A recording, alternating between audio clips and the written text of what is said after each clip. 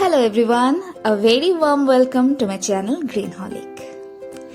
গত বেশ কয়েকটি ভিডিওতে দেখিয়েছিলাম শীতের শুরুতে গোলাপ গাছের পরিচর্যা সম্পর্কে, আর আজ দেখাবো সেই পরিচর্যার ফল এবং তার সাথে সাথে নতুন কিছু অতিথির আগমন।